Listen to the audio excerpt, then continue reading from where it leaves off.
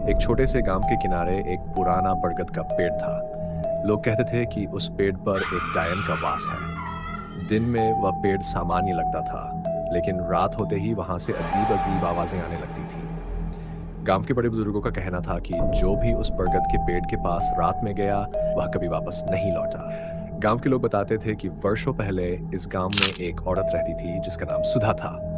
सुधा को लोग शक की नजरों से देखते थे, क्योंकि वह अकेली रहती थी और हमेशा रात को घर से बाहर दिखाई देती थी। एक दिन गांव वालों ने उसे किसी बच्चे के साथ वह काले जादू का अभ्यास करते हुए देख लिया। क्रोध में उन्होंने उसे बरगद के पेड़ से बांध कर जला दिया, लेकिन मरने से पहले उसने श्राप दिया था, मैं वापस आऊंगी और इस गांव में हर रात खून बहेगा। उस दिन के बाद से गांव में अजीब घटनाएं होने लगी। कोई अचानक गायब हो जाता, किसी के जानवर मर जाते और रात को बरगद के पेड़ से किसी औरत के रोने और हंसने की आवाजें आती थी। कई वर्षों तक गांव वाले उस पेड़ से दूर रहते थे, लेकिन एक दिन गांव के एक युवक अमित ने इस कहानी को झूठ मानकर साबित करने की ठानी। उसने दोस्तों के साथ जाकर उस बरगद के पेड़ के पास रात बिताने की योजना बनाई। अमित और उसके 3 दोस्त रात को 12 बजे बरगद के पास पहुंचे।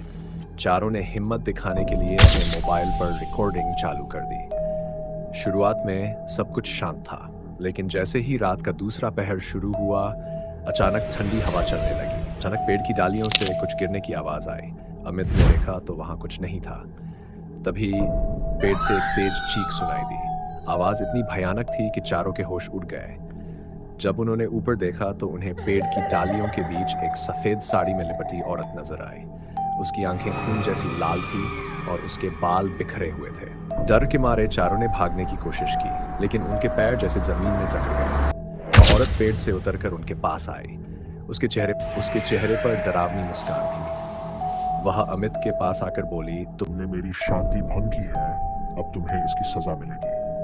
अमित ने हिम्मत जुटाकर उसे भगाने की कोशिश की, लेकिन वह औरत हवा में गायब हो गई और अचानक एक दोस्त के पीछे प्रकट हो गई। उसने उसके दोस्त को घसीटकर पेड़ की ओर खींच लिया।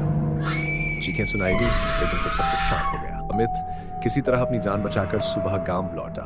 वह पूरी रात बरगद के पास क्या हुआ ये ठीक से नहीं बता सका। उसके दोस्त कभी वापस नहीं लौटे।